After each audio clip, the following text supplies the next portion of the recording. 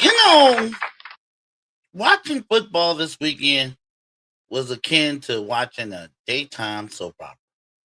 I mean, there was so much drama. In college football, there was drama.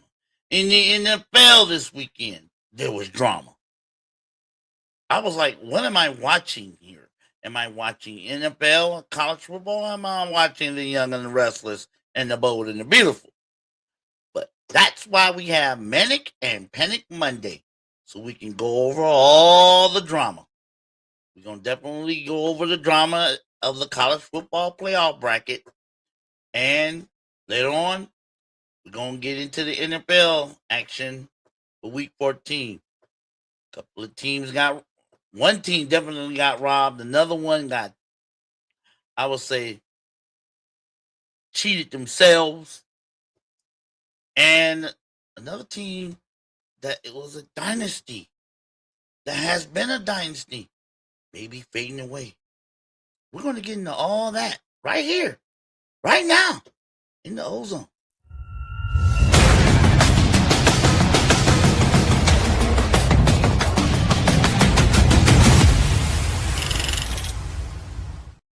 Big O with the big mouth coming at you on a Manic and Panic Monday.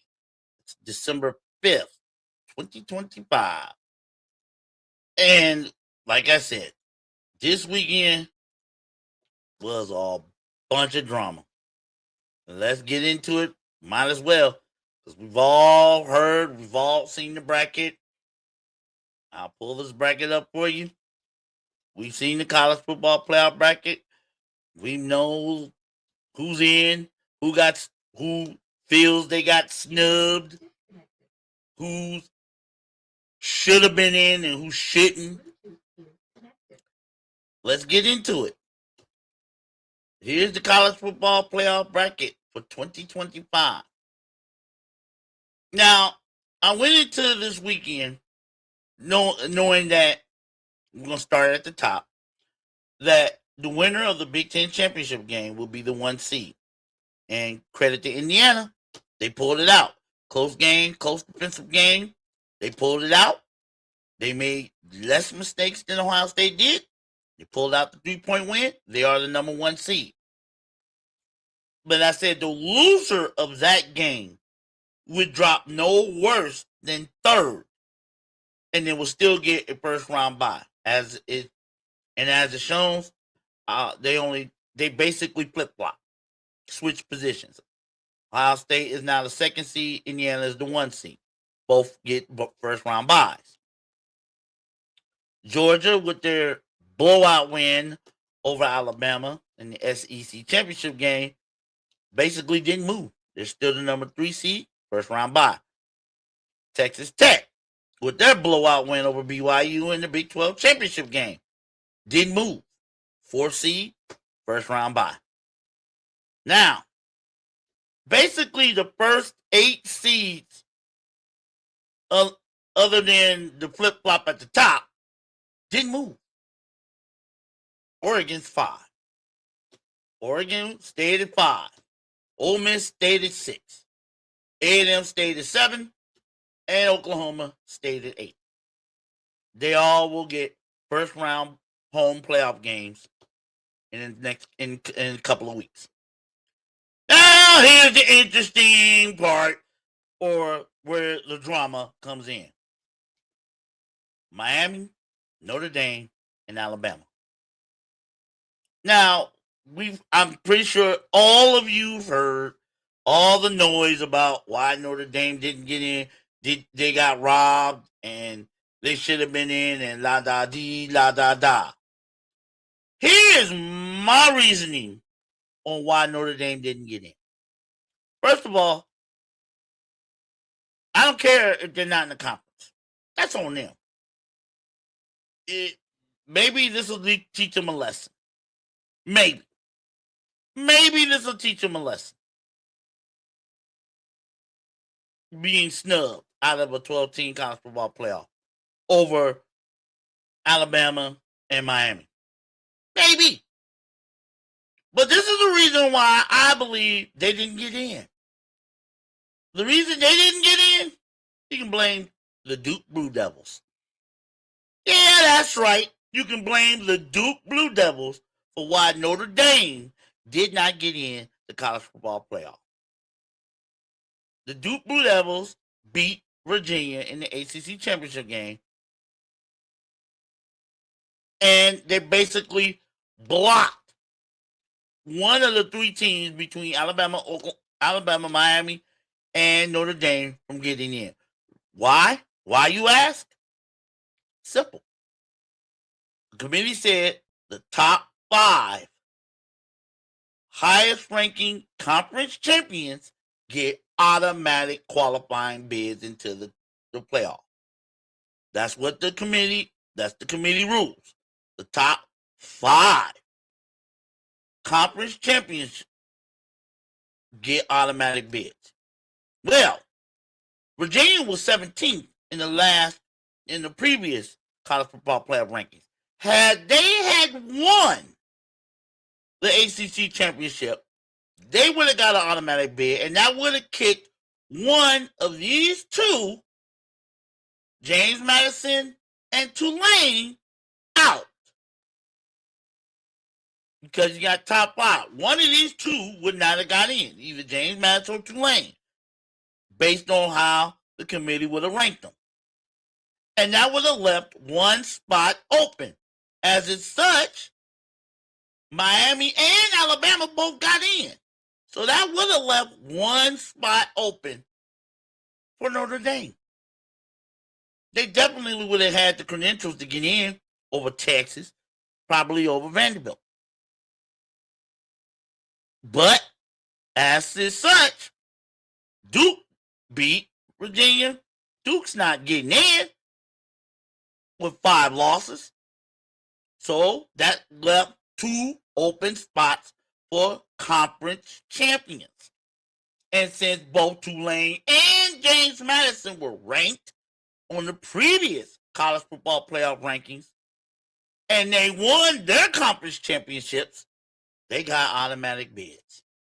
And that left one spot, the spot not able to be claimed. So then it came down to Miami, Notre Dame, and Alabama. Now, we can cry SEC bias all we want. I've even leaned into the fact that there's a lot of SEC bias going to the college football playoff. Why not? The SEC is going to boast that at least half their schools should be in. They know that's not going to happen. They know that's never going to happen. They're going to get 8 of their 16 schools into the college football playoff. They know that's not going to happen. Not in a 12-team playoff. No, that's not going to happen. They know that. But if you had left it up to the SEC, they probably would have done that. So that's just a wash to me. There'll always be SEC bias, especially when it comes towards college football playoff, ESPN, all that. Why? Because that's where the money is. Let's face it. That's where the money is. According to ESPN, that's where the money is. Fine. That's fine with me. I don't care. I really don't care one way or another. But we got to face facts, and facts and facts. Alabama, in my opinion, don't belong. Why? And you can say what you want about who they beat. They beat 4 ranked teams and this and that and the other. The fact of the matter is, now, if any of y'all saw the SEC championship game this last Saturday, could you sit here with a straight face or typing in with a straight face, dropping me a comment, and tell me that Alabama, the way they played in the SEC championship game, could really run the table and become national champion? If you think that, you're either Alabama homer or you need to get your eyes checked. Alabama got boat raced by Georgia. They got boat raced by Georgia. And if you count the last month, where they barely beat South Carolina, they had to come back from make a hellacious comeback to beat South Carolina. They lost to Oklahoma at home. They barely beat Auburn, and then they got boat raced by Georgia. Do you think Alabama is worthy of being in the playoffs? I don't care what they did before. It ain't how you start, it's how you finish. And do any of y'all truly believe that Alabama is one of the top 9, 10 teams in college football the way they've been playing the last month? Hell no. If you believe that, you are a homer or you're just plain delusional and need your eyes checked. Because I've seen Alabama play over the last month. It has not been impressive. They cannot run the ball. Their defense is wishy-washy. It has been wishy-washy.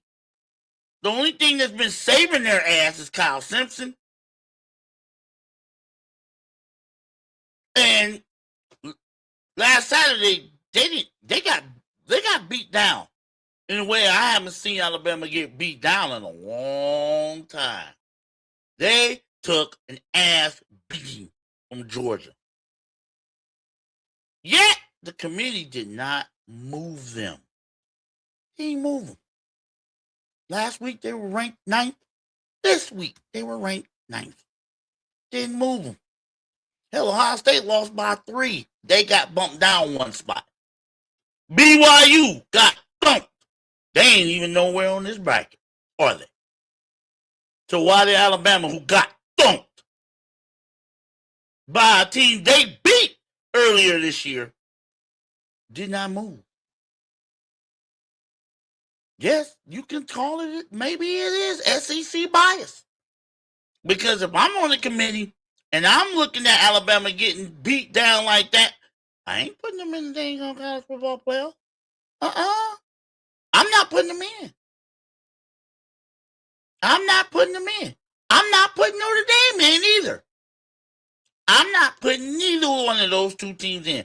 I put Miami in because Miami, the Miami definitely deserved to be in because they had the head-to-head tiebreaker on Notre Dame. They beat them straight up. They beat them. And if you want to talk about that strength of schedule crap, Miami's strength of schedule is way better than Notre Dame. So I'm not putting Notre Dame in. I'm not putting Alabama in. I'm putting Miami in, and I'm moving Vanderbilt in. Vanderbilt lost 2 games, but they didn't lose by much. And I don't remember them being thumped by anybody. I've seen Georgia get thumped. I mean, yeah, it was the SEC championship game. No, I seen Georgia. They didn't never get thumped. I seen Alabama get thumped. Yes, it might have been an SEC championship game, but it's a bad time to take an ass whooping. And in my eyes, both Notre Dame and Alabama should not be in. I believe it should have been Miami, because you got to have at least one ACC. Otherwise, what the hell are we doing? You got to have at least one from each of the Power Four conferences in the tournament. Otherwise, unless everybody in that conference stinks, but you got to have at least one from each of the Power Fours at least. Otherwise, what the hell are you doing? Why are you doing this? You might as well go back to the old days of the BCS or just the AP and college football playoff poll.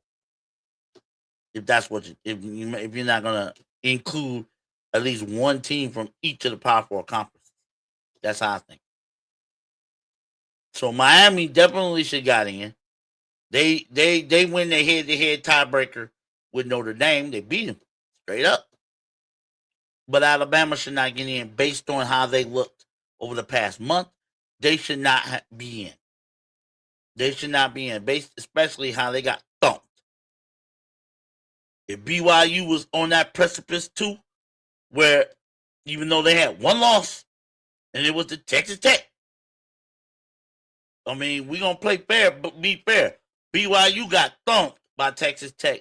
They ain't nowhere on this map. They're nowhere in the bracket. Same thing should have been for Alabama. I don't give a damn who they beat.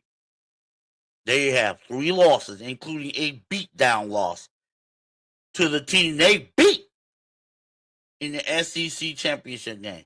Shouldn't be in. Not looking like that. Because what makes you think they're going to get any better? If does anybody, I ask it again, does anybody in their righteous mind think Alabama is going to run the table and win the national title? Hell no. Hell no. Nobody is. But that's where we at.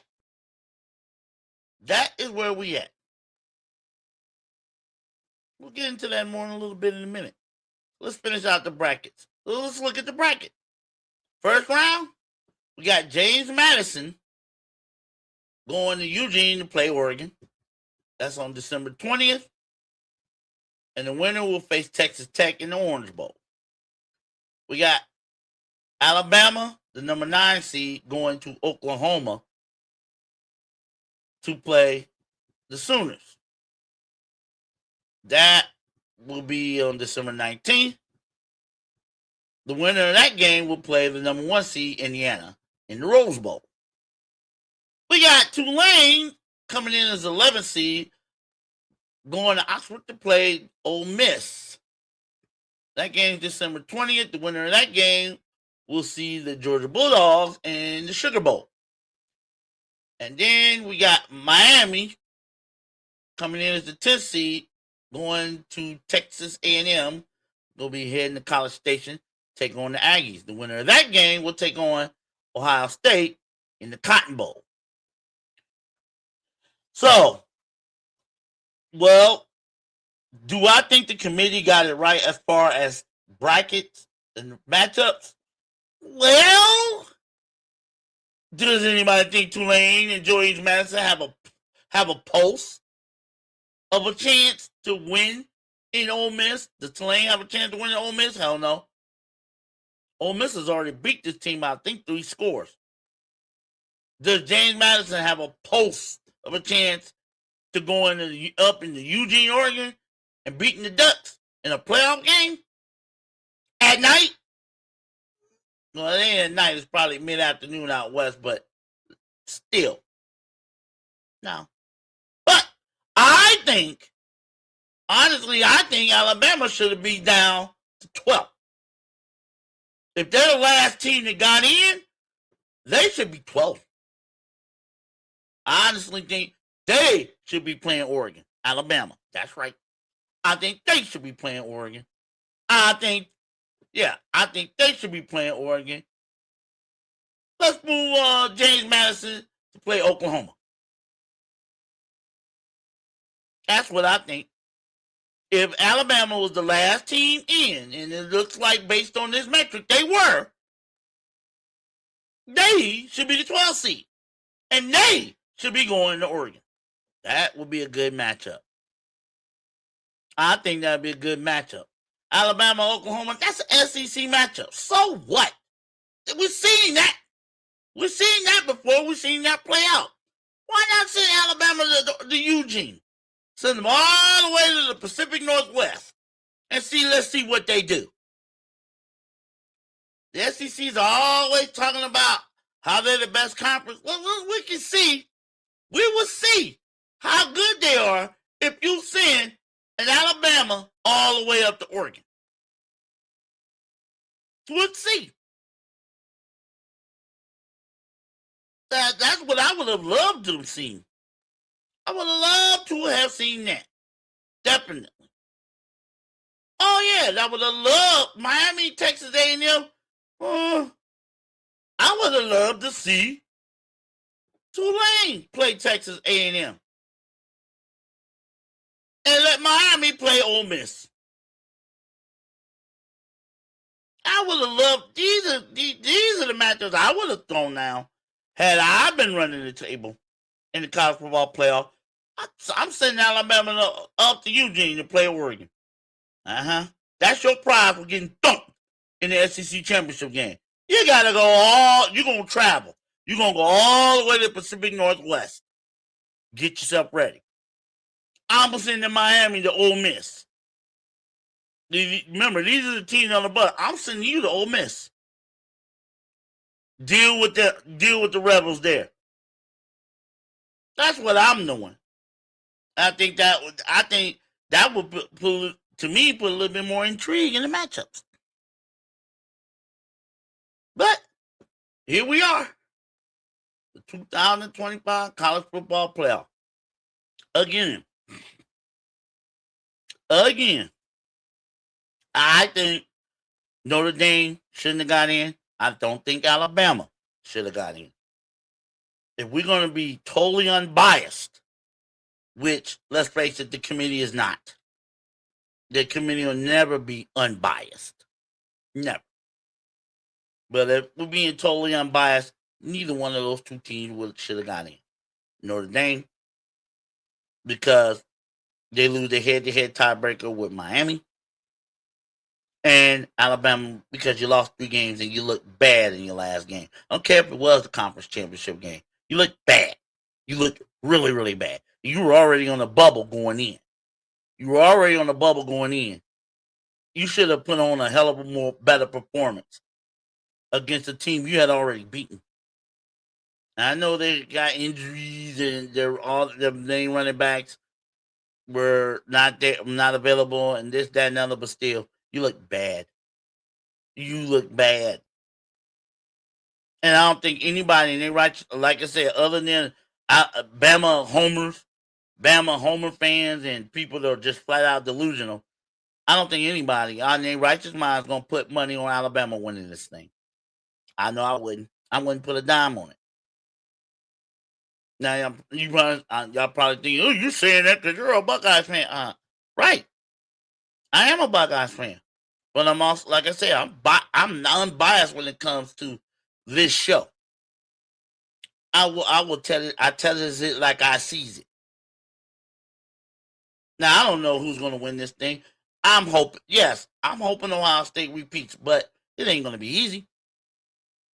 It's not going to be easy at all. As we saw in the Big Ten championship game, this team has a couple of flaws that they need to correct. One thing, the running game has to step up. But we're going to get into matchups later on in the week. We got plenty of time to break down the matchups in this bracket. Right now, we're dealing with who should have been in and who should have been out. And again, I think Notre Dame, Alabama should have been out.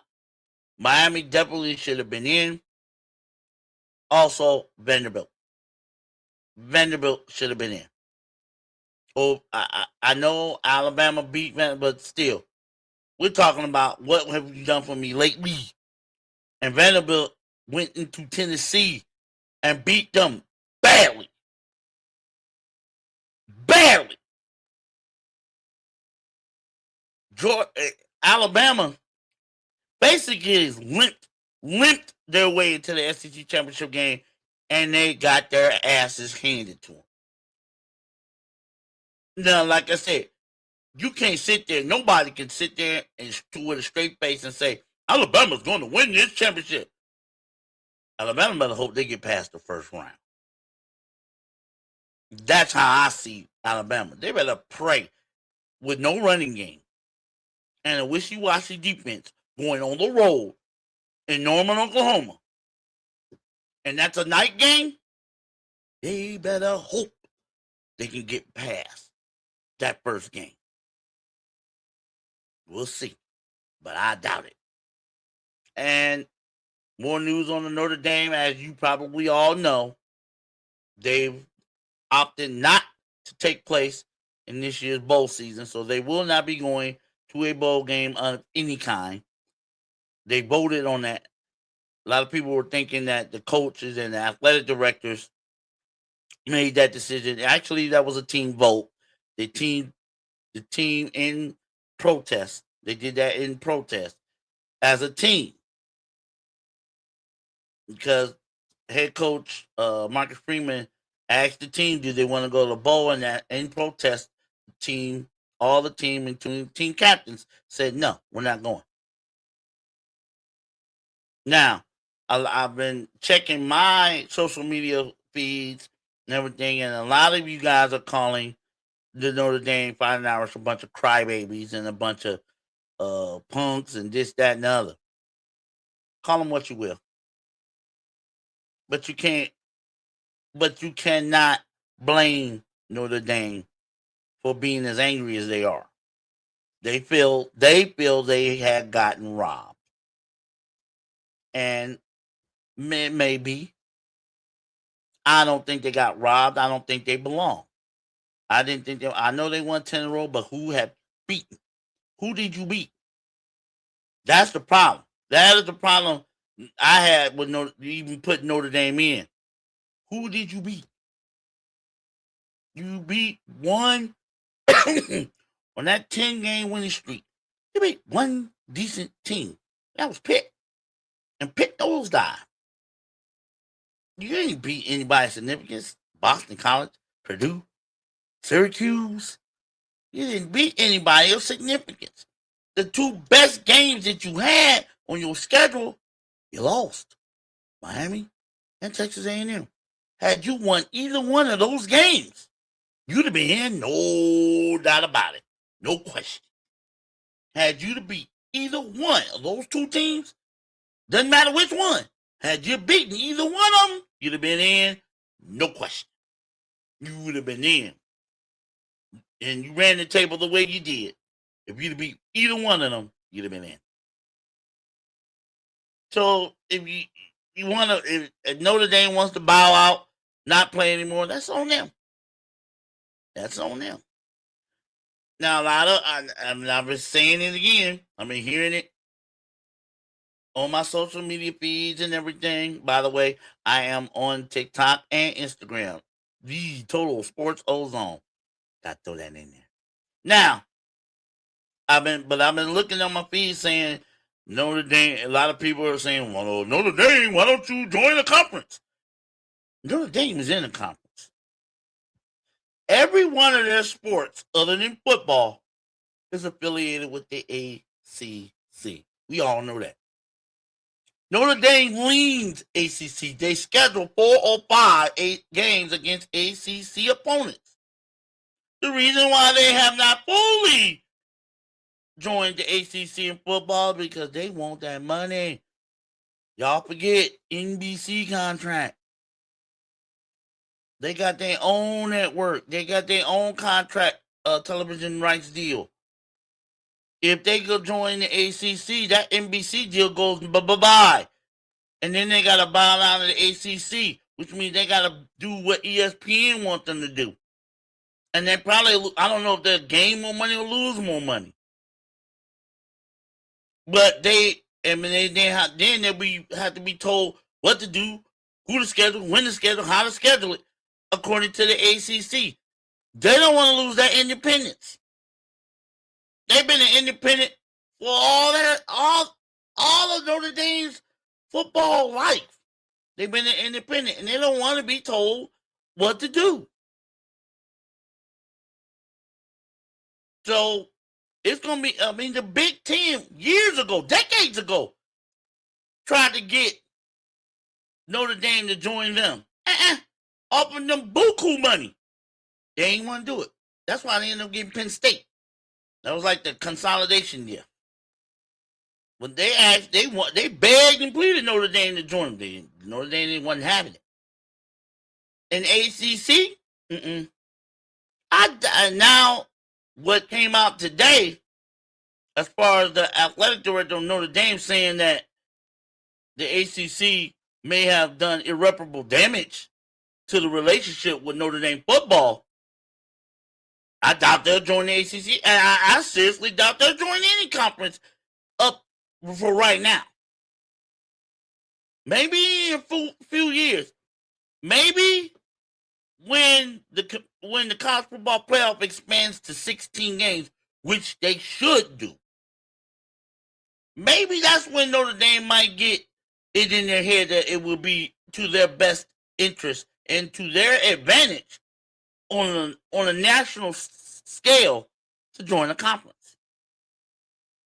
Notre Dame is a great team, no doubt about it. But I think they dug their own hole. A, when they lost their first two games. B, their scheduling leaves a lot to be desired.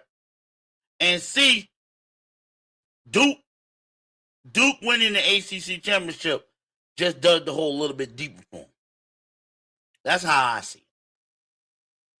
Notre Dame has, they can blame the committee on the one, but I really think Notre Dame has nobody to blame except themselves and Duke. Duke, the Duke Blue Devils. Yep. So, what do you think? Should Duke be in? Or is Duke just making excuses on why? What about Alabama? Should they be in? The way they looked in SEC championship game, do you honestly think Alabama got a shot at winning this national title? Let me know. Drop comments. Don't forget to like and subscribe. I love to read your comments. I definitely appreciate you subscribing. I want to hear from you, though. I want to know what you think. Did the committee get it right? Did Notre Dame deserve to be in or not? And does Alabama deserve to be in? And if so, do they really got a chance? Big O with the big mouth. Total Sports Ozone. We're going to be talking more about these college football playoffs as the days progress, going up to the start of these games, which will be December 19th and 20th. We're going to talk more and more, believe me. Got to. But right now, let's get into the NFL and more drama. Yep, we're going from the young and the restless now to the bold and the beautiful. Because we had drama in the NFL over this weekend. Yes, we did. Let's start with, obviously, the Steelers and the Ravens. I'm sure you watched the highlight, the replay. I've seen the replay. Everybody involved has seen the replay. What do you think? Was it a touchdown?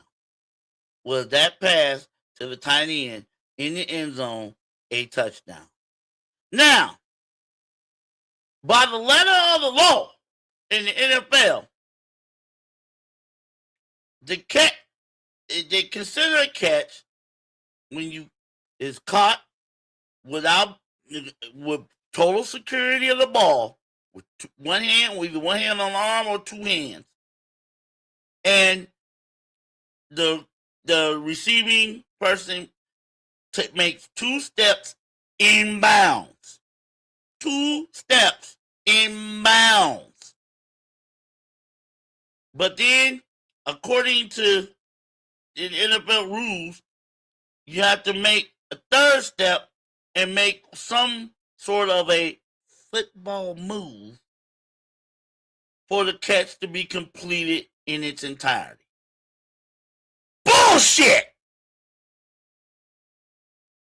I saw the replay. And he caught the ball firmly with 2 hands, made 2 steps, and he was in the end zone. He wasn't in the field of play. He wasn't in the sidelines. He was in the middle of the damn end zone. Now, I'm under the impression is when you catch the damn ball and take 2 steps and you are in the end zone, when you catch said ball, it's a touchdown. Am I right or wrong? He caught the ball, secured. 1 step down. I think it was his left foot. No, it was his right foot. Then the left foot came down. In the end zone. Why do you need to make a football move when you're already in the end zone? That's my question. That's what got me a little irate about that damn call. How the hell you gonna make a football move when you've already caught the ball in the damn end zone? 2 feet down in the end zone. You're not on sidelines. You're not in the middle of the 40-yard line or something like that. You're in the end zone. You catch the ball. You make sure both feet are in the end zone. Ball over the goal line. That's a touchdown. Nothing else after that should matter. But I guess according to the NFL, you got to make a football move in the end zone. When does that happen? When did that start to happen? Well, you got to make a football move in the end zone. Odd. But a call like that shouldn't cost the team to win. Now, don't get me wrong. I don't give a damn about neither one of those teams, the Steelers or the Ravens. As a matter of fact, I hate one of them. I hate one of them, and I don't give a damn about the other one, but fair is fair. And I call them, like I say, I call them like I see them. And there's no way in hell that should not have been a touchdown.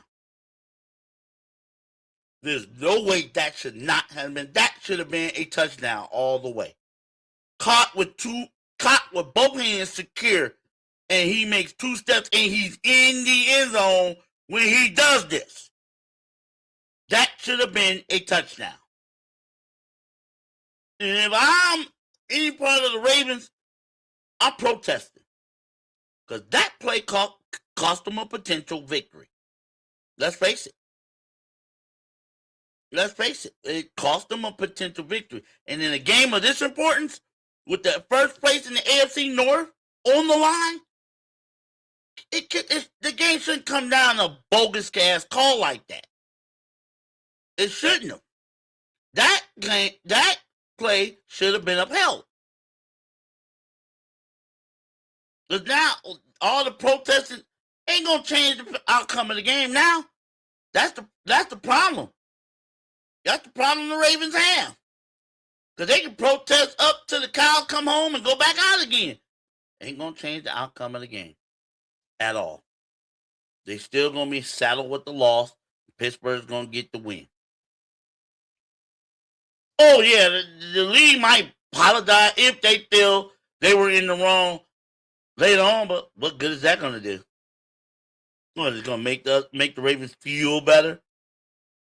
No, it ain't going to make nobody feel better. And calls like that should not affect outcomes of the games. But in this case, it did, and it was the wrong call. Most of America thinks that was a touchdown, and it was. Nevertheless, you got to make a football move, whatever the hell that is. I still don't know what the hell a football move is. And I've been watching football almost all my life. I still want to know what a football move is. After you caught the ball and taking 2 steps. Somebody explain to me what you got to do, a herky-jerk reaction, block, stiff arm, what? Go down, what?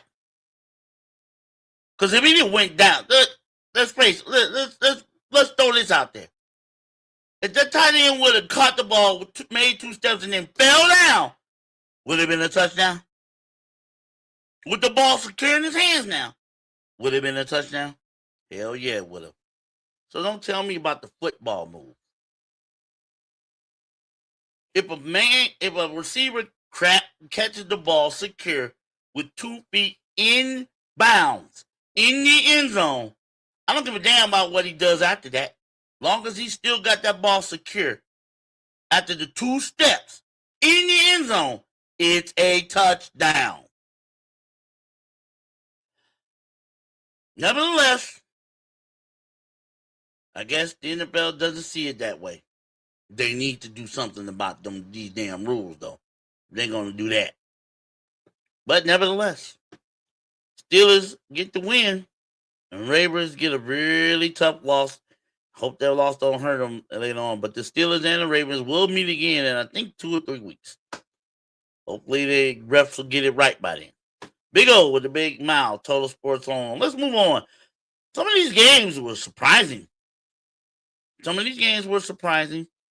I'm definitely surprised about the Texans going in Arrowhead and handling the Chiefs. They handled the Chiefs in this game. Let's face it. They had control of this game for most of the game. And here's my question: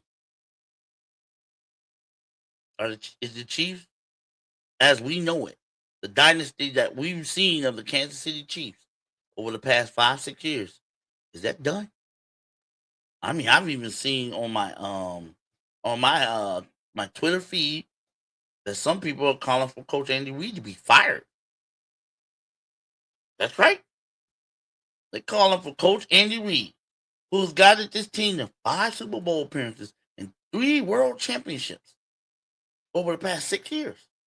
They calling for him to be fired. Andy Reid, the genius that he is, they're calling for him to be fired. That's crazy. But then again, this is the worst we've seen the Kansas City Chiefs look since, I believe, the year before Patrick Mahomes was drafted. They have not looked this bad in that long. And what's going on with the Chiefs? Why did Patrick Mahomes, he looked old in the game last night. The Texans made him look old, and he's not old, but they did. He threw, for the first time I've known, he did not throw a touchdown. He threw 3 interceptions. Was sacked twice, was beat up constantly throughout the game, and it didn't help with the fact that a lot of his receivers, especially Kelsey, dropped easy passes. I mean, right out the hand. Is the Chiefs dynasty, as we know it, over?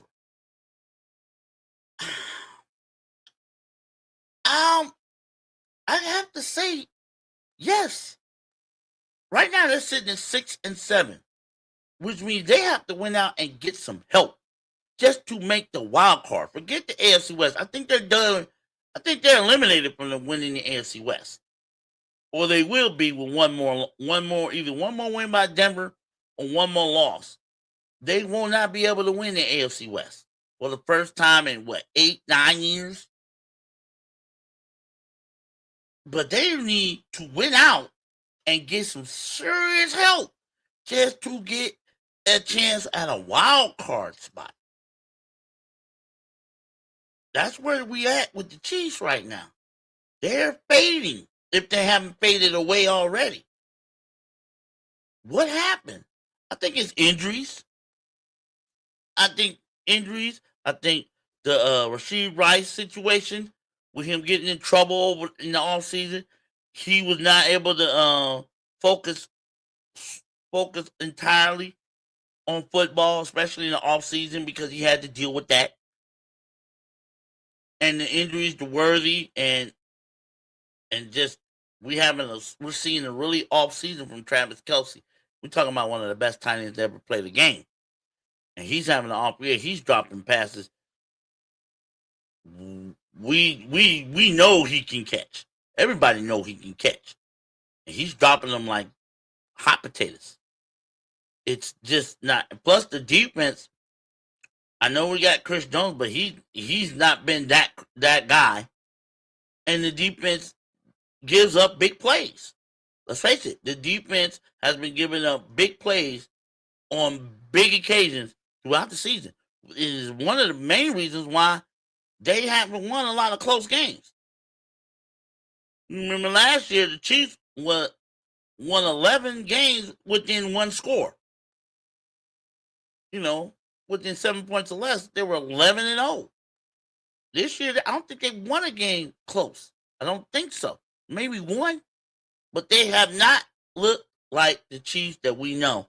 And I think it's too late for this season for them to turn it around. Again, they will need to win their last 4 games, and get some serious help. So look at the teams they would have to jump over. They had to jump over the Colts. They had to jump over. They had to jump over the Colts, the Chargers, either one of the AFC North teams, the Ravens or the Steelers. Still got to jump over Buffalo. Got in the South, Jacksonville, Houston. Indianapolis, even though Indianapolis might be in a world of trouble now that Daniel Jones is out for the season with an Achilles tear, they're still formidable. You still gonna have to deal with them. So I don't know where Kansas City goes from here. Will they need to like retool on the road on like let's call it retool on the fly? Because you still got one of the best quarterbacks in the game, Patrick Mahomes. I don't care what anybody say. He's one of the best quarterbacks in the game. And you got one of the smartest coaches of all time in Andy Reid. So maybe they can retool on the fly, with free agents and draft picks, so they can get themselves correct, for the seasons moving forward. But as of right now, I think the dynasty's dead. I hate to say that because it's been fun to watch. I think it's been fun to watch Patrick Mahomes and Travis Kelce and Rashee Rice and all those boys. I think it's been fun watching them because you never know what to expect out of Patrick Mahomes. You never know. But I think as for this season, I think it's a wrap. At 6 and 7, they got just too many teams they got to overcome just to get a wild card spot. So I think they're done as of this season. But maybe they'll be back for next season and beyond, depending on what they do in the offseason. Big O with the big mouth. Total Sports Ozone. Now, getting to the Bears and the Packers. Good game. Great game. Packers pulled it off 28-21 when Caleb Williams was on 4th and 1 from, I think it was 8, 7, somewhere around that, inside the red zone. Caleb Williams rolls left, throws a high-arcing pass into the end zone that gets intercepted with about 40-something seconds left. With about a minute and some left. And that's what salted the game away for the Packers. My question to you guys, can Caleb Williams be counted in the clutch? Now, let's face it, he has led 4 comeback wins in the fourth quarter. But after this loss, can Caleb Williams be trusted in clutch situations late in the game against real competition? Not against the bums, but against like real competition, like the Packers, the Lions, maybe like teams like Denver. Can he be trusted in clutch situations? I think he can. I think he was just trying to do too much in that situation. He was trying. I don't know if he was trying to be the hero. I think he was just trying to do too much. And plus, that play, whoever called that play needs to be smacked. You need one yard. You should have did that play after you got that 1 yard to keep the chains moving, keep the game alive. You know what I mean? Get the 1 yard so you can keep the game going. You don't get that 1 yard, game's over, right? Get the 1 yard. Get that first down. And so you keep the game going. So you got 4 more downs to try to get that touchdown. But no. You're going to roll him out and make him throw a dying duck? Nah, I didn't like the play call. So I ain't going to put that loss on Caleb Williams. I put that loss on whoever the hell called that play. Went on 4th and 1. Get the 1 yard. Get the first down. Give yourself an opportunity to win the game. 1 yard? 1 yard. That was not a really good play call at all. So I put that on us on the play calling. I didn't put that on Caleb Williams.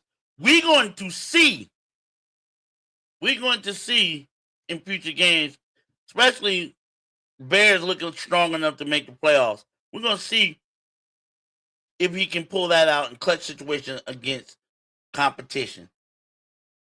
Can he actually do that when it's on his back, when he puts it on his back, We're going to see in the future.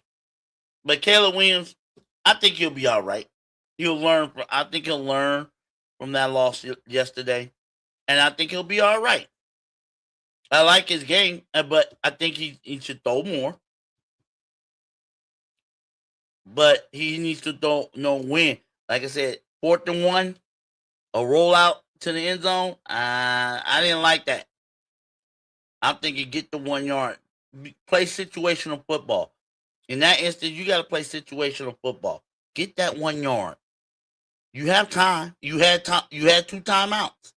Get that 1 yard, and then move on. Then try to get that door in the end zone. At least you'll have 2, 3, 4 more opportunities to be able to do that. But as of such, that's what happened with Green Bay and the Chicago Bears. Good game though. Now, lastly about the NFL, I mean there were a lot of great games, but of course I'm going to talk about what happened in Cleveland. Shedeur Sanders, I think he played excellent. Yes, he had some bad moments, but I think considering the moment, I think he played excellent, especially in the second half. He was throwing the ball, he was dealing.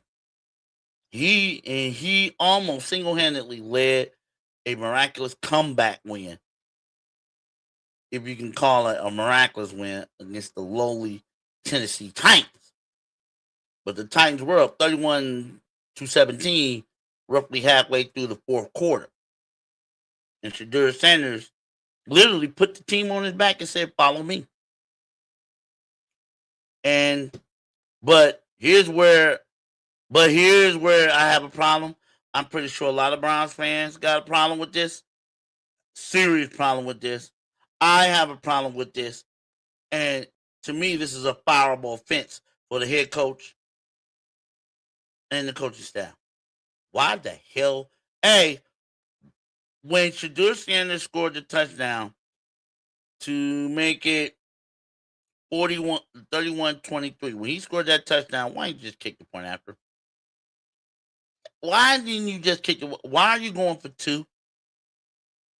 Why don't you just kick the point after you be down 7 with 4.5, almost 5, a little under 5 minutes left? Why didn't you just kick the point after? Why didn't you? And then on the second point after, when they scored the touchdown to get it to within 31-29, why did you pull Shedeur Sanders for the 2-point conversion? Why did you do that? Why? Because he dropped the ball? Because he dropped the ball on the previous 2-point conversion? Hell, you shouldn't have even been going for 2 in that situation. You should have been kicking the point after. The lead would have been 7. Then you wouldn't have to go for 2 on the second situation. See what I'm saying? See what I mean? If you'd have kicked the point after on the first touchdown that got you to within 7, you wouldn't have to go for 2 on the second one. And then, not only you have to go for 2, you pull your quarterback. And you do some stupid wildcat formation to go for 2 that gets blown up. And then you wonder why, if you're Kevin Stefanski, you got to be wondering, and you wonder why they calling for your head. They calling for you to be fired. That's a fireable offense. You literally handed Tennessee the game on 2 questionable goddamn decisions, all on special teams. That's fireable to me. I mean, what the hell did you have to lose? Team ain't going nowhere. You ain't going nowhere. You're done. Playoffs ain't even nowhere near the horizon for the Cleveland Browns. Why are you pulling this crap, Kevin Stefanski? Why are you pulling Shedeur Sanders on a 2-point conversion after what he did to get you within that point? Why the hell are you pulling him? This is where I think there's something else going on in Cleveland. Because I'm the head coach. He's staying on that field. I'm going to live and die with that QB. He got me to this point. I'm going to see if he can get me home.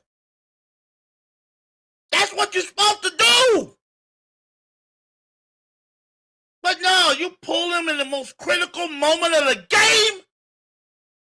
A 2-point conversion you need to tie the game. And you pull the one player that helped get you to this point more than any other player on the field.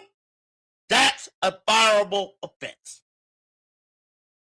To me, that's fireable. And if I was the owner of the Cleveland Browns, his ass would have been fired about 2 hours ago. Bust that.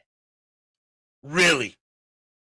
If I was the owner of the Cleveland Browns, or any NFL team for that matter, and my head coach pulled some crap like that, he would have been fired about 2 hours ago. About 2 hours ago today, he would have been fired. Gone. Bye. I have your assistant pack up your office. Don't even come back on this dang gun facility. Gone. Bye. I'll mail you your severance check. That's a fireable offense, in my opinion. For pulling the QB that got you to this point, that got you to the chance to be able to not only tie the game and possibly get you a win, you pull him on a 2-point conversion that you need to tie the game. And you pull him.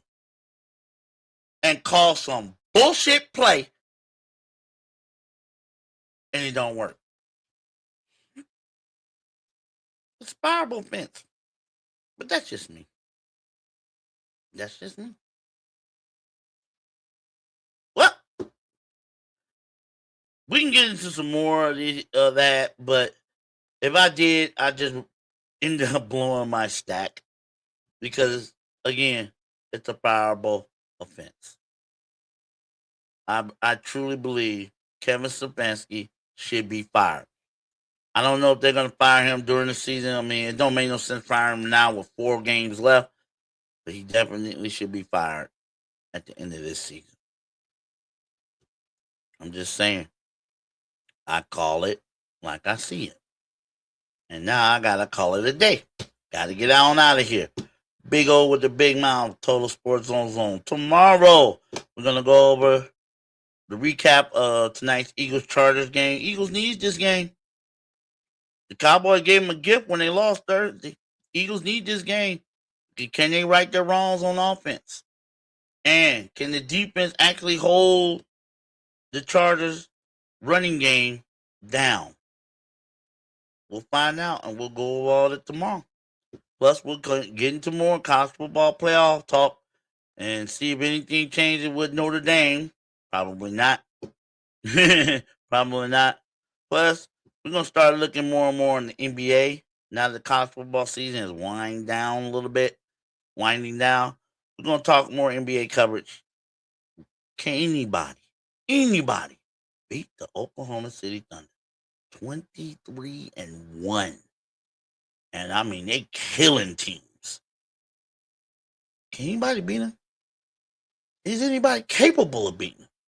We're going to talk more. We're going to talk about the NBA more and more as the days progress. Right now, Big O with the big mouth got to get out of here. And I'll see you tomorrow right here in the Total Sports Zone. Peace.